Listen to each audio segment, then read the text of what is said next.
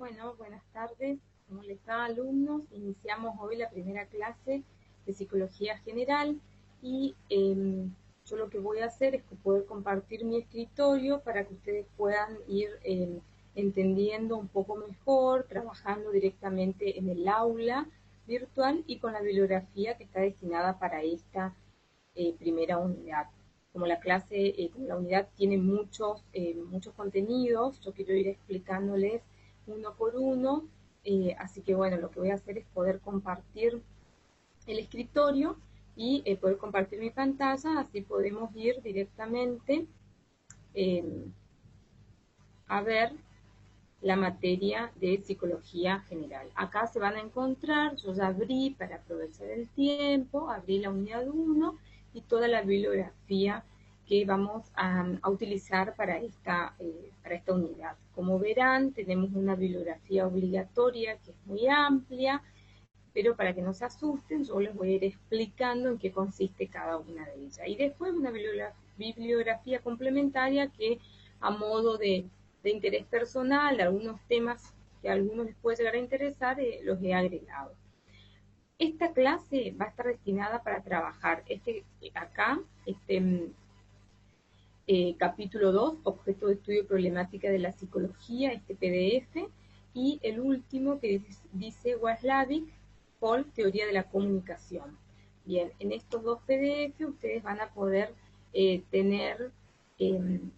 van a tener que leer después de esta clase para poder ampliar los conocimientos. Yo voy a ir abriendo cada uno de esta bibliografía para que podamos ir entendiendo a medida que yo voy leyendo y a ustedes les resulta después la lectura mucho más comprensible o de una fácil lectura.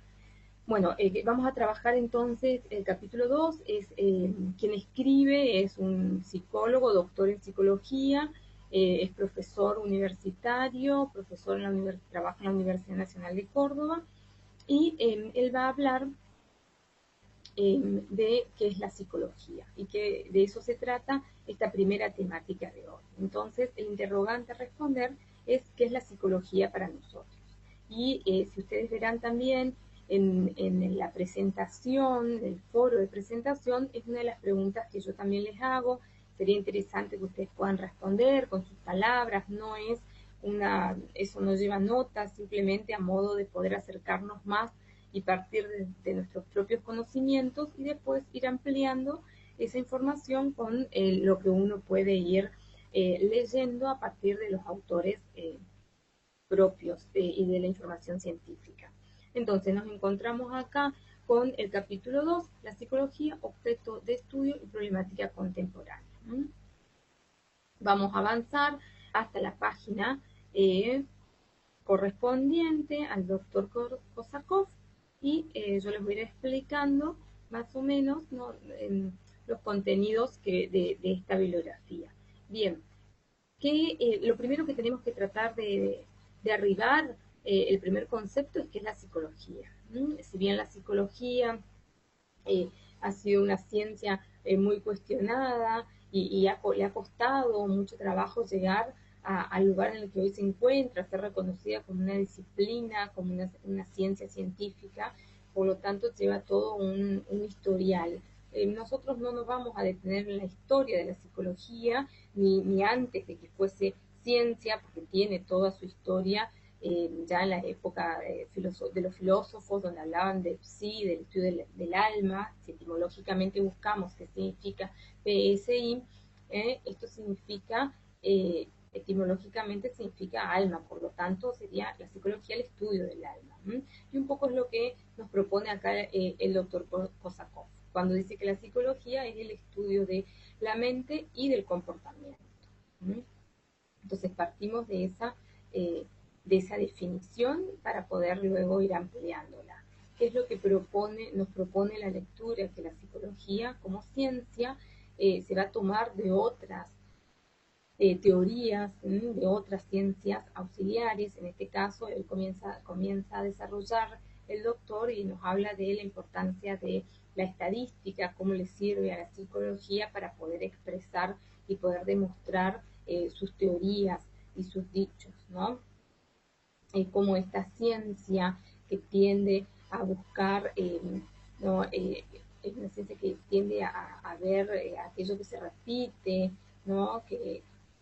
Aquello que permanece, ¿no? Y lo mismo se busca en la psicología con estas tendencias, ¿no? El poder descubrir y por lo tanto se toma de la estadística para poder realizar estos avances. También nos habla de la psicología y de cómo la cognición le ha llamado la atención en los últimos años y de la neurociencia, que hoy por hoy creo que es algo que escuchamos mucho, esto de todos los cursos que uno encuentra en el ámbito tiene que ver con, con la cognitiva. Bien, avanzamos un poco más, verán que la psicología nos dice que es una ciencia preparadigmática. ¿Qué significa que la psicología es una ciencia preparadigmática? ¿Qué es un paradigma? La pregunta acá sería, ¿qué es un paradigma? Un paradigma es un conjunto de teorías que tratan de explicar una manera de ver el mundo, ¿no? La manera en que funciona el mundo, en este caso, cómo funciona el ser humano. ¿Qué pasa? Que en la psicología no se han puesto de acuerdo los distintos, la comunidad científica, es decir, todos estos estudiosos de la psicología no se han podido poner de acuerdo para poder encontrar unanimidad, una única respuesta para poder explicar cómo funciona el ser humano. Por lo tanto, se hablan de muchas teorías o paradigmas, por eso es preparadigmática, porque no hay un solo paradigma que pueda explicar toda esta ciencia del hombre, sino que hay varios paradigmas o varias teorías que tratan van a ir enfocando al ser humano, en este caso al hombre, desde distintas ideas, teorías han sido demostradas y que son, por lo tanto, se siguen considerando dentro de la psicología como científicas. Bien, esto es un poco lo que nos explica Kosakov. Y él habla de unas ciencias blandas o preparadigmáticas, entre ellas nos encontramos con la sociología, la economía y las ciencias políticas, y las compara o en oposición sería a las ciencias naturales o duras, que son las matemáticas, la física, la geología. Que estas ciencias duras sí son paradigmáticas, porque tienen un paradigma que pueden explicar todo su funcionamiento. Entonces, resumiendo, la psicología es una ciencia que tiene como objeto de estudio al hombre. Y este hombre, como es tan complejo, no hay una unanimidad para poder explicar cómo funciona, por lo tanto van a aparecer múltiples paradigmas o teorías que van a dar razón y poder explicar cómo funciona el ser humano. Por lo tanto, vamos a ver cómo acá el doctor Kosakov va a hablar de 4 grandes escuelas o 4 grandes paradigmas, que ya vamos a ir viendo más en detalle a continuación, y también estas teorías o paradigmas los vamos a ir desenvolviendo y desarrollando a medida que van pasando las semanas en esta materia. La idea de la materia es poder hacer una presentación general de lo que es la psicología, que ustedes puedan llegar a comprender qué es la psicología y cuáles son todas estas teorías que tratan de explicar al ser humano, cómo tratan de abordar al ser humano. Y habrá momentos y circunstancias en la cual, y también patologías desde la cual podrán ser abordados el ser humano desde el psicoanálisis, por ejemplo, pero no va a poder ser abordada esa patología desde la terapia cognitiva. Que, bueno, esas son herramientas que a ustedes les van a permitir después trabajar con las personas. Bien, acá Kosakov habla de un árbol de la psicología, yo mucho no me voy a detener, después ustedes lo pueden leer tranquilamente, y explica cómo estarían compuestas las raíces, de si la psicología fuese un árbol, que en las raíces estarían las preguntas epistemológicas, o estos problemas epistemológicos que tiene la psicología, qué es primero, si lo innato o lo adquirido, lo animal versus lo humano, ¿no? Todas estas cuestiones más del conocimiento y del saber y precisamente de lo más profundo de las raíces del ser humano, ¿no? Grafica un tronco y las ramas, cada una áreas de la psicología, por ejemplo, la psicometría, la criminológica, la etología, la psicología social, la psicología clínica, la psicología de la personalidad, la psicopatología, bueno, son todas las eh, lo, eh, estos brazos que van a permitir abordar, hacer un recorte del ser humano y poder abordarlo específicamente de cada una de estas cuestiones. Por ejemplo, en el caso de la psicología clínica es lo que habitualmente se conoce como el consultorio, el trabajo en consultorio que realizan los psicólogos. La psicología criminológica es lo que realizan los psicólogos en los juzgados, ¿no?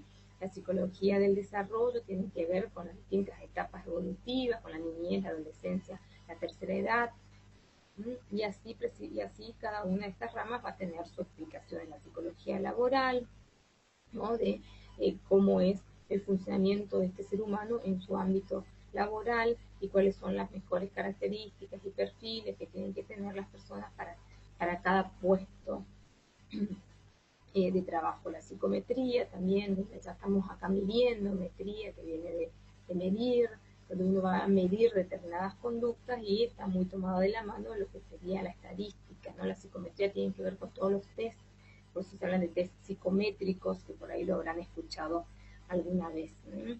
Los test psicométricos son, por ejemplo, los test de inteligencia, ¿no? Los test de inteligencia eh, que se toman habitualmente en las entrevistas laborales, cuando uno va a hacer una selección de personal para determinado cargo, para medir la inteligencia, generalmente en cargos jerárquicos se suelen utilizar, o según lo que el empleador esté solicitando al psicólogo laboral. Bueno, continuando más adelante, y ustedes podrán ir leyendo como para entender con mayor claridad este desarrollo del árbol, que más que nada es para que puedan tener una mejor comprensión de lo que estudia la psicología y cuáles son sus diferentes límites y fronteras, que es un poco lo que va explicando acá, que la psicología no es que es claro, digamos, dónde empieza y dónde termina, sino que tiene fronteras, se va relacionando con otras ciencias y también se va relacionando con otras profesiones. Es fundamental el trabajo en equipo, es fundamental saber que el ser humano no es solamente mente, sino que es una estructura que está constituida, los seres humanos somos una entidad que está constituida por cuerpo, alma, mente y nos atraviesan muchos aspectos, vivimos en una sociedad, tenemos una historia, cultura, vivimos en una determinada economía, una determinada política. Bueno, como todos estos conceptos tenemos una historia particular como individuos y como sociedad y como país en el cual vivimos. Bueno, y estas son las fronteras entonces que rozan a la psicología en cuanto a ciencias. Y acá vamos a encontrarnos como la psicología también se ve rozada por otras profesiones. Fíjense cómo, bueno, acá las grandes, estas profesiones como la medicina, es imprescindible trabajar y tener conocimientos o trabajar con un médico. El psicólogo es una persona, por ejemplo, que no va a medicar, el acompañante terapéutico, el técnico en prevención de drogadicción tampoco, pero necesita saber a grandes rasgos por lo menos cómo va a afectar una sustancia en el cerebro de la persona, qué consecuencias o qué conductas pueden traer, cómo va a influenciar en su educación, por ejemplo, en su conducirse, en sus relaciones con los demás. Bueno, entonces todo esto hace que tengamos que ir ampliando nuestra mirada para poder acercarnos y conocer este sujeto. Trabajar en la psicología nos ofrece una mirada de este ser y de este sujeto que es tan complejo que no puede ser abordado desde un solo paradigma, sino que debe ser abordado desde, y lo es, desde diferentes paradigmas. Acá, como verán, este título, las principales escuelas de psicología, acá el doctor Kosakov eh, plantea 4 grandes paradigmas o escuelas de la psicología, hay muchas otras. que se han desarrollado en mayor o menor medida. Pero estas son como las que tuvieron como mayor peso, ¿no? Acá nos dicen el siglo XX. La teoría de la Gestalt, el conductismo, el psicoanálisis y el cognitivismo. Por ahí lo que más se escucha, lo más conocido cuando uno dice psicología, se asocia enseguida al psicoanálisis, al diván, a Freud, a los sueños, a los chistes. ¿Mm? Entonces, el psicoanálisis no es psicología, ¿no? La psicología es una ciencia y dentro de la psicología nos encontramos con una variedad de escuelas o de paradigmas que van a explicar cómo funciona el ser humano. En este caso vamos a trabajar, como ya les dije, con pequeños detalles de qué consiste cada una de estas escuelas, porque a medida que vamos avanzando en la materia vamos a ir viendo en detalle. Ya la semana 3 y 4 ya entramos con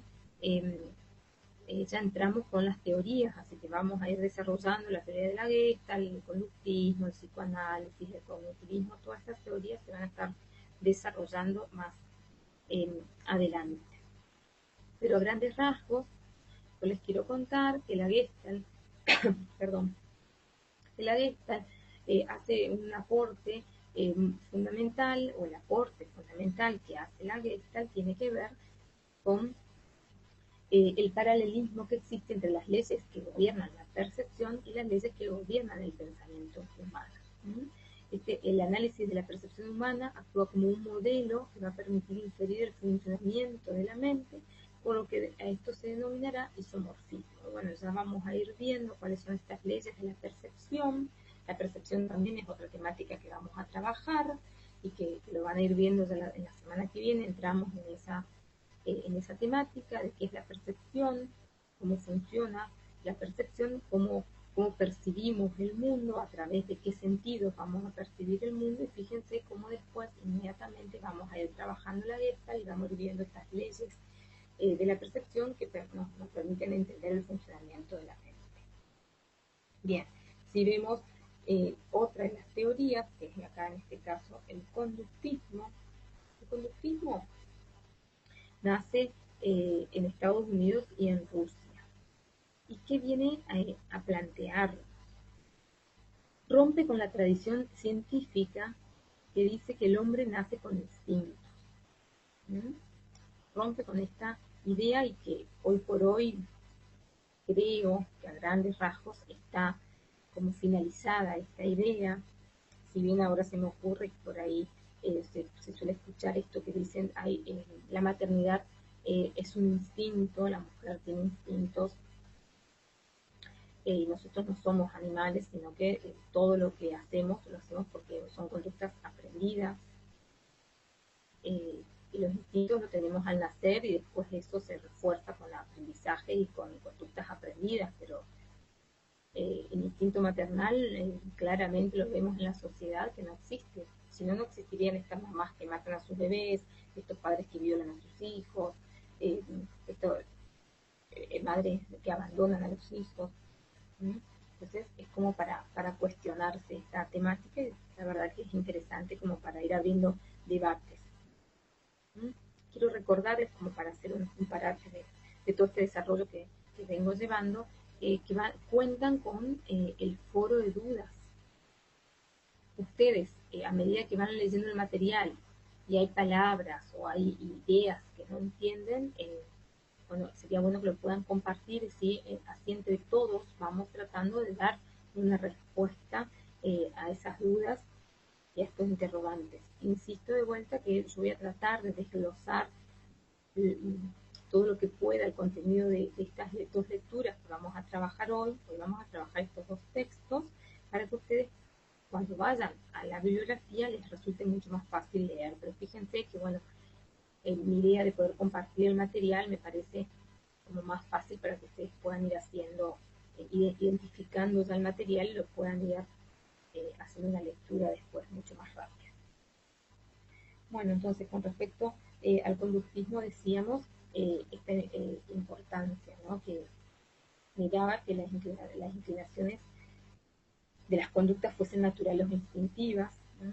Con su conductismo viene de conducta, viene de esto que les decía, de que nuestras conductas son conductas aprendidas, Gracias al conductismo se demostró la flexibilidad del instinto, es decir, que este instinto se lo podría inhibir o atenuar, ¿no?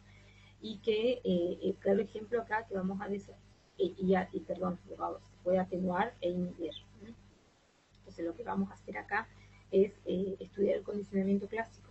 Una de las escuelas más importantes también es lo que se conoce como la reflexología, y de ahí después nos va a permitir entender qué es el condicionamiento clásico, cómo las conductas, todas nuestras conductas están condicionadas. Luego nos encontramos con el psicoanálisis, que es una de las teorías más conocida por el impacto que tuvo en la sociedad.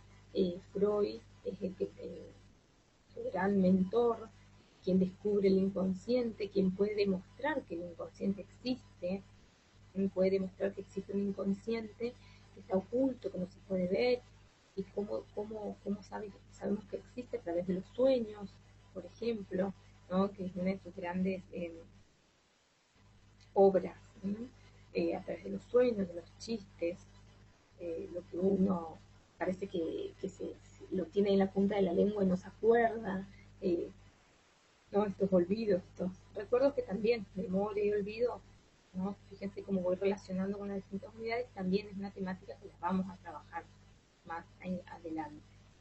Y que en este caso separado desde el psicoanálisis, desde otra mirada, también se va relacionando con esta primera clase, cómo este primer texto nos va a brindar una relación con todos los demás contenidos de la materia. Les adelanto esto porque, como ustedes podrán ver en la parte de inicio del aula, se van a encontrar con lo que es el trabajo final integrador. Cuando ustedes lo abran, van a ver cuál es la consigna, y es muy simple: poder hacer un cuadro donde van a relacionar todos los conceptos y los contenidos trabajados en la materia. Es como que les voy adelantando el trabajo final ya voy a ir haciendo las asociaciones que me parecen pertinentes, y que ustedes después van a ir encontrando muchas más, como para que lo vayan pensando también a este trabajo final. Bien, porque insisto, la lectura que tenemos con esta materia es mucha, hay mucho para leer. Y entonces el psicoanálisis nos va a permitir, ¿no?, que presenta una ruptura con las antiguas concepciones, que proponen que muchas de las acciones humanas se deben a aquellas razones inconscientes. Entonces es una ruptura total, ¿no?, con la idea que se venía teniendo, sino que acá, en este caso, existen razones que son inconscientes y que hacen que el hombre actúe de una determinada manera. Y cuando uno comienza en el análisis a trabajar, ese es el objetivo del análisis, ir desenrollando toda esta, es como un rollo, una madeja, toda mezclada y desorganizada, hasta arribar a ese contenido inconsciente que está justificando esta conducta manifiesta que la persona está mostrando. Y el psicoanálisis es sumamente apasionante, así que a medida que también vamos avanzando, se van a poder encontrar con esta lectura. Ahora son palabritas que voy resumiendo o asociando con cada uno de estas escuelas. Y por último acá nos presenta el doctor Korsakov, el cognitivismo, que a grandes rasgos una de las teorías más nuevas que aparecieron, y que su objeto de estudio, lo que propone como objeto de estudio es el funcionamiento de la mente humana, cómo funciona la mente humana, y ahí se comienza, por lo tanto, se centra en la cognición, y se realizan las asociaciones pertinentes con la computadora y el ordenador, y cómo funciona la mente, y se lo compara con la computadora, y todo este proceso de entrada de información, de salida de información, de que entre la entrada y la salida de información existe algo que se llama la caja negra, y todo este proceso de retroalimentación que existe entre la salida de información, el ingreso de información, y cómo esta información se va a ir regulando a medida que va va recibiendo una información y es mucho más profundo que esto que les estoy diciendo, pero bueno, como a grandes rasgos, para que tengan una idea de el pasaje que vamos a ir haciendo desde estos distintos contenidos. Bueno, acá tienen la teoría de la Gestalt, acá habla de la buena forma. La Gestalt también es una teoría que hace para los test proyectivos. Hoy hablaba de los test psicométricos, que son los que miden, por ejemplo, el coeficiente intelectual. Y los test proyectivos son aquellos, los dibujos, por ejemplo, los dibujos, ¿no? El test de la figura humana, el test de Bender, el test de Rorschach, donde si bien no tienen que dibujar, pero tienen que ver una mancha y poder dar respuestas, ¿no? A eso que están viendo. Bueno, y acá brevemente también el doctor explica en qué consiste la teoría de la Gestalt, también se detiene a explicar un poco el origen del conductismo, de esto de los instintos, ¿ven? La idea de instinto, que era una de las palabras que van asociadas con esta teoría, el psicoanálisis, con el descubrimiento, ¿no? Uno de los hallazgos más importantes que con Freud, y el inconsciente, y después tenemos el cognitismo, que es lo que les decía, que se encarga de estudiar la mente humana, cómo funciona la mente humana, ¿sí? Bueno, todo hasta acá llega el texto de el doctor Korosakov. Más adelante creo que acá les explica quién es el doctor Korosakov. Me parece interesante que puedan tener una breve reseña de quién es esta persona que nos está hablando. Bueno, hasta acá este texto eh, yo también puse para que lo podamos ver. ¿Mm? El otro texto que quería explicarles, que es el texto de la teoría de la comunicación. Si bien acá tenemos el libro de la teoría de la comunicación, no nos vamos a detener en el capítulo 1, que nos habla de qué es la comunicación. Directamente vamos a pasar al capítulo 2, que es en la página 49, para ver los axiomas de la comunicación. ¿Mm? Y vamos a ver 5 axiomas de la comunicación. Ven, acá tienen todas las indicaciones. Vamos a la página 49. El índice en la página 49. Ahí voy a pasar, pasamos más rápido para poder llegar a lo que nos propone acá el doctor, Waslave. No, ¿quién es Waslave y por qué se estudia la comunicación? Vieron que recién el doctor Korosakov propone hablar de 4 escuelas, las más importantes, dentro de la psicología.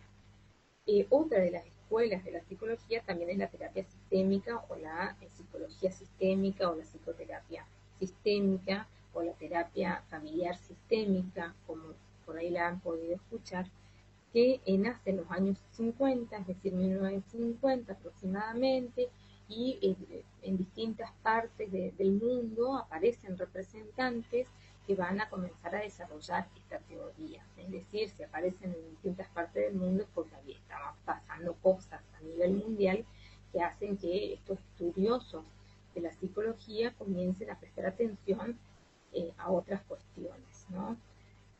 Y bueno, nace la psicología sistémica y uno de sus conceptos fundamentales obviamente es el sistema, el funcionamiento que tiene un sistema, y se van a basar en otras ciencias para poder explicar la epistemología de la psicología, de la sistémica, de esta teoría sistémica, ¿no? Pero bueno, no es la idea poder hablar de esta terapia, que también es interesante, porque va a hablar, por ejemplo, de que bueno, la familia es un sistema, es decir, un conjunto de elementos que están relacionados entre sí, de tal manera que la modificación en uno de sus elementos, en este caso un cambio en uno de los miembros de la familia, va a generar un cambio en todos los demás miembros de la familia, y eso lo vemos claramente, por ejemplo, en una crisis, uno de los miembros de la familia que se casa, por ejemplo, que genera un cambio en uno de los miembros, que es el que se va a casar, pero también toda la familia se va a mover en función de este acontecimiento. Y así sigue, digamos, las explicaciones, es muy apasionante, interesante también la teoría. Y uno de estos eh, promotores y encargados también de desarrollar la teoría o favorecer el desarrollo de la terapia sistémica es Waslavic, un estudioso de la comunicación.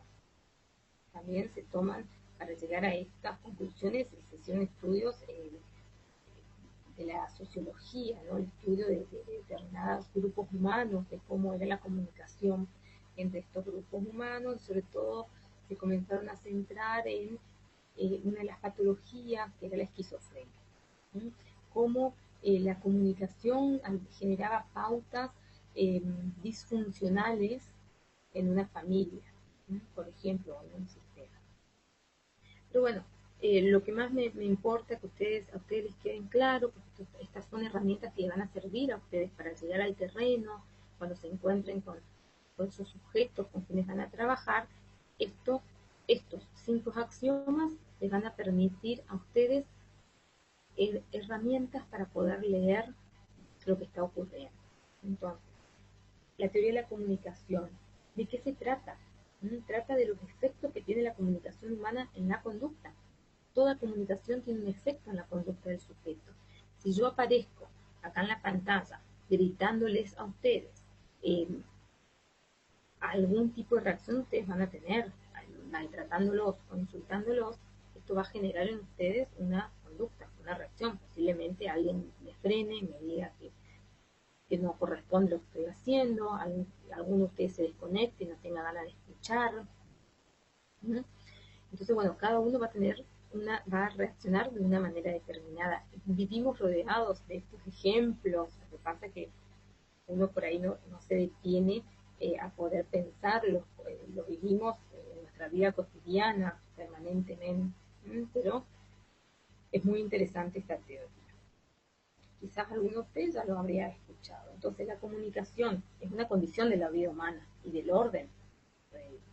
Vivimos en una sociedad donde la comunicación es fundamental, por ahí no hablamos con el lenguaje, pero también nuestro cuerpo habla, hacemos gestos, señas, o lo mismo si alguien viaja a otro país donde no conoce la lengua propia de ese país, de alguna manera se va a comunicar, va a lograr comunicarse con el otro, con los gestos, los gestos son como internacionales.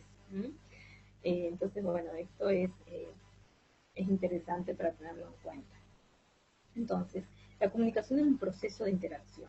Estamos interactuando permanentemente con el otro, ya sea a través de un lenguaje verbal y a través de un lenguaje no verbal también. Y fíjense, son las consecuencias interpersonales básicas. Eso es lo que vamos a ver acá en estos axiomas. Entonces acuérdense que la teoría de la comunicación trata de los efectos que tiene la comunicación humana en nuestra conducta. ¿Qué efectos tiene la comunicación en las conductas de los demás? Cuando estamos interactuando con otros, tenemos que estar atentos y poder leer la reacción del otro a partir de nuestra comunicación. Y esto lo pueden ejercer, digamos, en su vida cotidiana y viendo estos ejemplos. Empezamos. El primer axioma. Es imposible no comunicarse. Por más de que yo esté callada en una reunión y no participe, no hable, lo mismo estoy transmitiendo algo. Estoy transmitiendo que no me interesa la comunicación. Bueno, después habría que ver cuál es el significado de ese mensaje que estoy dando. Pero no me interesa la comunicación, soy tímido y de pocas palabras, estoy en otra. Pueden ser miles, pero al estar callado también estoy comunicando algo. Un ejemplo que lo van a ver acá en el texto es muy gracioso, digamos, y es cuando dos personas van viajando en el colectivo. Vamos a suponer un viaje no sé, de muchas horas, ¿no? Y el que está al lado quiere hablar y el otro no. Entonces, aunque no le conteste, también le estoy diciendo que no estoy interesada en hablar. Puedo manifestarlo verbalmente y decirle, discúlpeme, no tengo ganas de hablar con usted, pero también puedo decirle, no decirle nada, me doy media vuelta y con eso quedó claro que no tengo ganas de comunicarme. O le digo, sí, todas estas pequeñas eh, palabritas que uno va introduciendo para que el otro le quede claro. Bueno, la interacción ahí, el mensaje es no me quiero comunicar, yo no quiero hablar con usted, ¿no? Bueno, entonces fíjense que esto es un resumen, yo les estoy dando el corazón de cada uno de estos axiomas. Después será esa tarea de ustedes poder ir leyendo, es una lectura que es brava, porque son conceptos que por ahí ustedes no manejan mucho. Por eso insisto, esto que yo les estoy diciendo es la explicación bien concreta de en qué consiste este primer axioma. Después ustedes irán leyendo, irán viendo los ejemplos, lo podrán ampliar si quieren al axioma. Bueno, pasamos al segundo axioma. Fíjense cómo acá nos dice que los niveles de contenido y de relación, los niveles de contenido y relación de la comunicación. Es decir, que en toda comunicación existen dos tipos de niveles. El contenido que se va a transmitir y la relación que se establece transmitiendo ese contenido. Entonces la comunicación no solo va a transmitir una información, sino que también va a imponer una conducta. Por ejemplo, esto que yo estoy haciendo acá con ustedes, yo estoy transmitiendo dos niveles de comunicación en esta comunicación, en este mensaje. Le estoy explicando una teoría, en este caso estoy hablando de la materia de psicología general, estoy desarrollando uno de los primeros temas de la unidad 1, pero a su vez también le estoy explicando, queda clara la relación. Acá la profesora soy yo y ustedes están aprendiendo, tomando estos contenidos para poder reelaborarlo y después, bueno, intercambiaremos información, ¿no? O lo mismo la relación, una comunicación entre madre e hijos, padre e hijos, ¿no? Siempre existen estos dos tipos eh, de mensajes o de niveles de la comunicación que están presentes. Entonces van a leer ahí también que dice el aspecto conativo. El aspecto conativo es, se refiere al tipo de mensaje que debe entenderse. Se refiere a qué tipo de mensaje debe entenderse, que es la relación entre los comunicantes. Entonces el aspecto acá de la relación. Estos son aspectos fundamentales que se imponen en todas conductas. El aspecto referencial y el aspecto conativo. Eso es lo que ustedes van a leer acá. El aspecto referencial se refiere precisamente al tema, es decir, a la información que se está transmitiendo, es decir, yo estoy hablando de los axiomas de la comunicación, y el aspecto conativo tiene que ser cómo ustedes deben entender este mensaje que yo les estoy transmitiendo. Yo estoy hablando de conceptos científicos, estamos hablando acá de un lugar de aprendizaje. Hay una relación donde hay alguien que sabe, porque soy el profesor, y hay alumnos que están aprendiendo. Ese es el mensaje en este caso. Esos son los dos aspectos, entonces, en este caso, el referencial y el conativo. Ustedes irán leyendo, verán los ejemplos que propone el autor. Fíjense que son varios cuerpos dedicados a cada uno de estos axiomas. Pasamos al siguiente axioma, donde la puntuación de la secuencia de hechos. Esto se ve mucho en una pelea, por ejemplo. Creo que hay un gráfico acá, a ver acá, ¿no? Donde se grafica, ¿no? Justo le voy a hablar de las relaciones de pareja, donde se va a graficar, ¿no? La comunicación, quien puntúa, en este caso quien inicia la comunicación, es el esposo, ¿no? Y después continúa. Entonces es importante, la puntuación es lo que organiza los hechos, es decir, quién inicia una relación o la relación. La falta de acuerdo con respecto a la manera de puntuar la secuencia de hechos es lo que causa el conflicto en las relaciones. Si ambos están de acuerdo en que deben educar a sus hijos de determinada manera, o que lo más importante en la educación de los hijos es el aprendizaje del idioma inglés, por ejemplo, no hay dificultades. El problema es si uno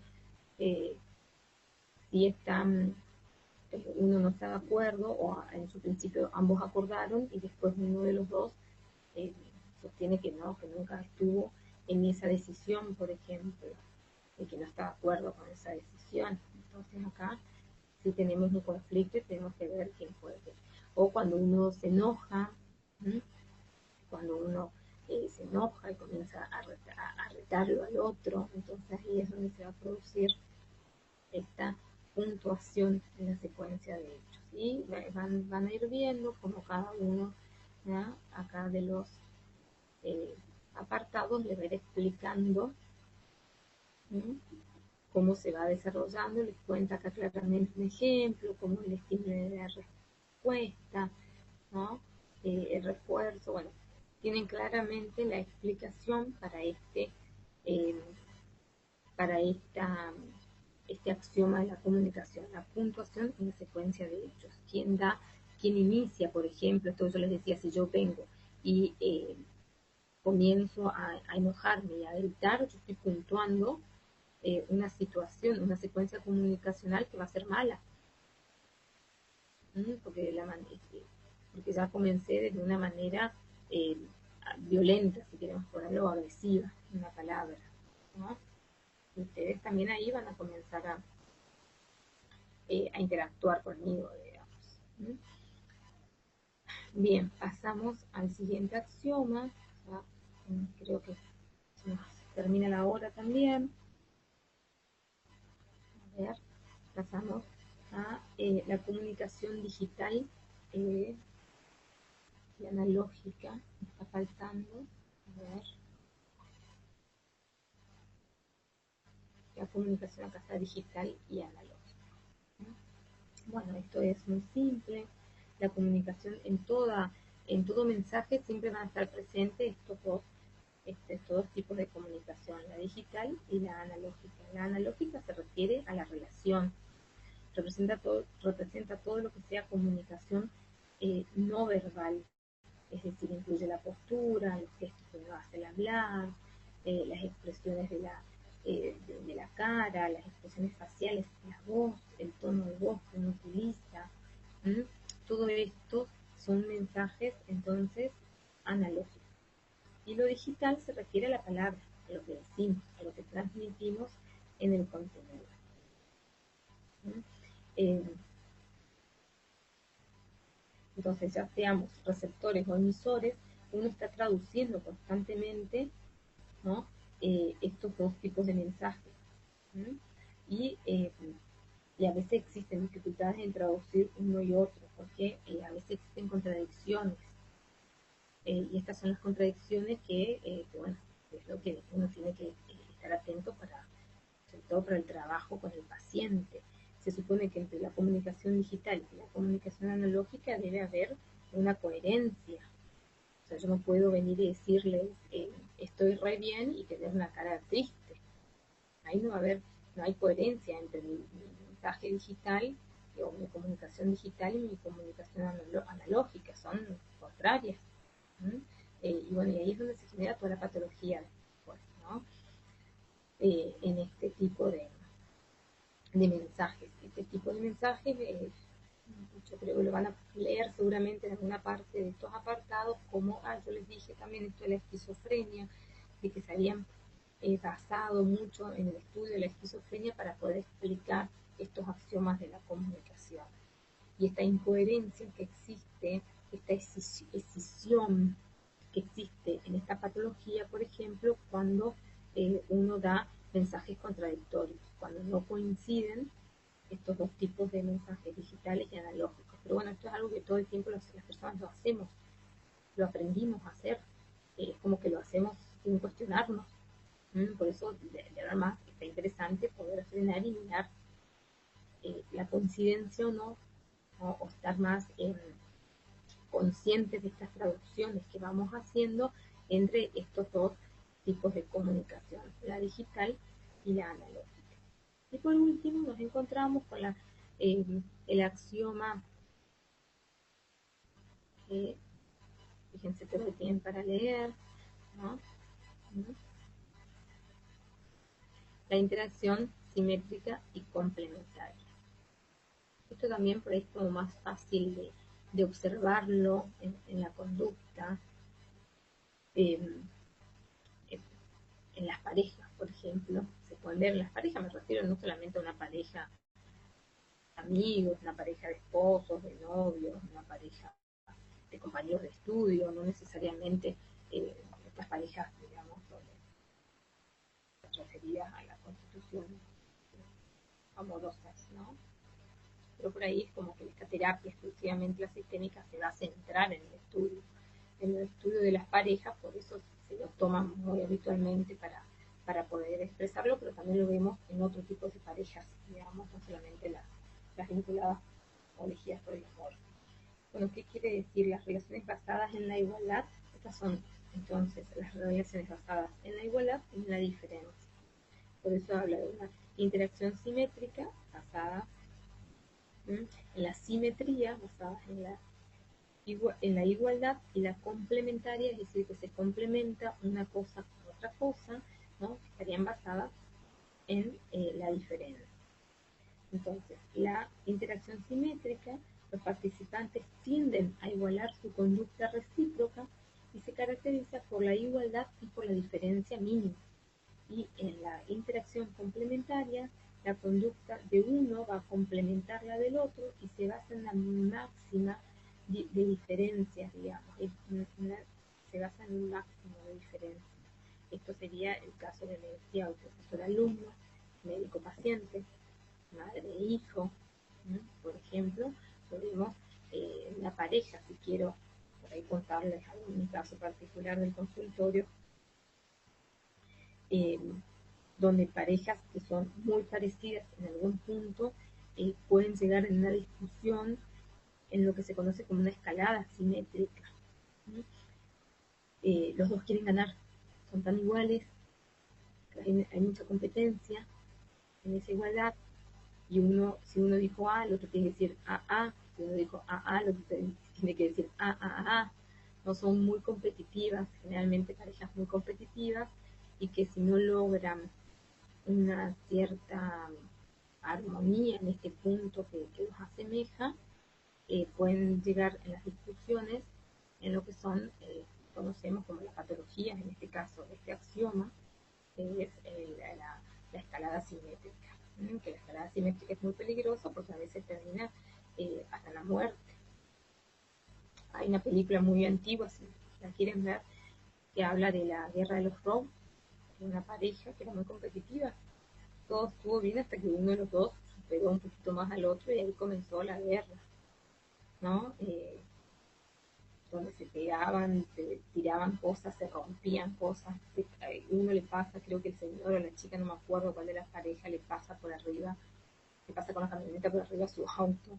Entonces, eh, por ahí se grafica muy bien en esta película, si la quieren ver, este tipo de interacción. Y en la complementaria es, no sé, un ejemplo muy simple. Eh, si, si en la pareja, por ejemplo, uno de los miembros se dedica a cocinar, el otro miembro se va a dedicar a lavar todos los cubiertos, por ejemplo. Eso sería algo así como ejemplos dentro de lo que sería la simetría y la complementariedad. Pero bueno, esto es mucho más rico de lo que yo les estoy contando, a grandes rasgos, ya les digo, como para guiarlos, resumiendo un poco en qué consisten estos grandes axiomas.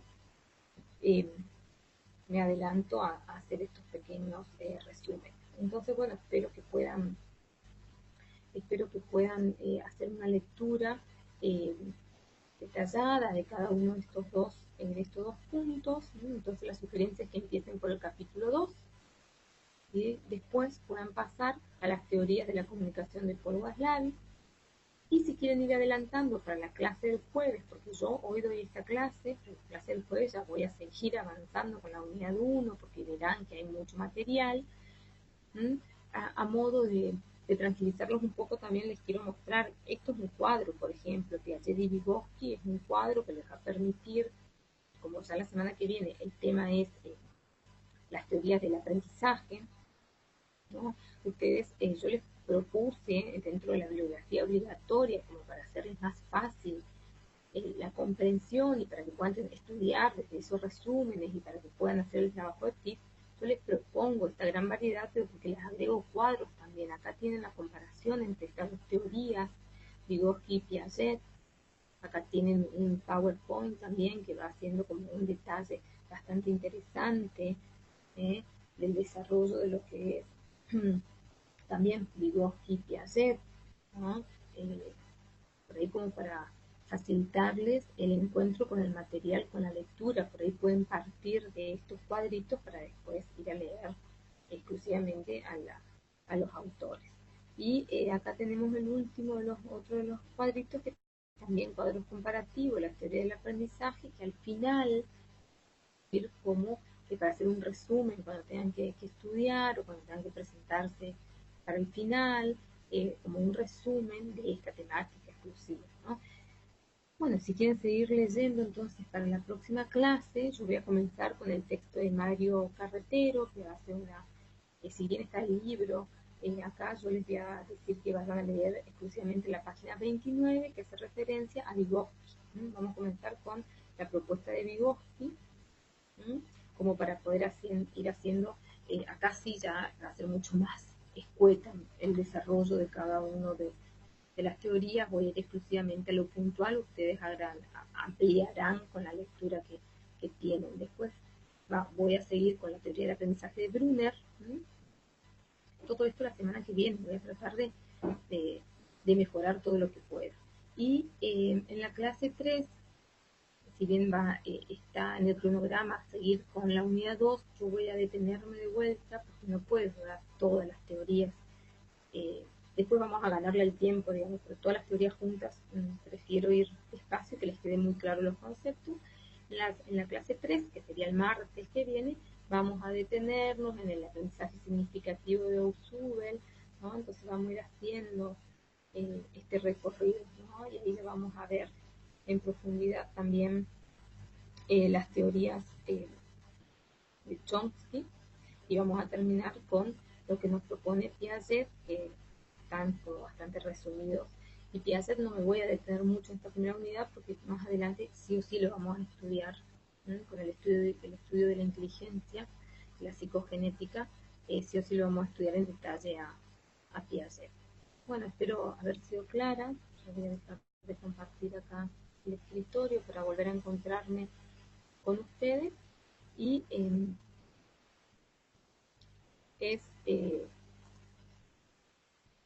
espero, bueno, haber sido clara, que puedan consultarme sus dudas, que hagan la lectura del material, y el jueves yo voy a estar de vuelta conectada dando las teorías en directo, y ahí espero ya conocerlos y vamos a poder interactuar en ida y vuelta, vamos a tener espacio para poder hacer preguntas. Así que espero sus dudas, sus consultas, sus dudas. Nos encontramos el jueves a las 19:30, de 19:30 a 20:30. Y el viernes tengo una tutoría sincrónica para cualquier duda, consulta o dificultad que tengan con cualquier aspecto de lo que es la materia. Que tengan buenas tardes, nos estamos viendo. Hasta luego.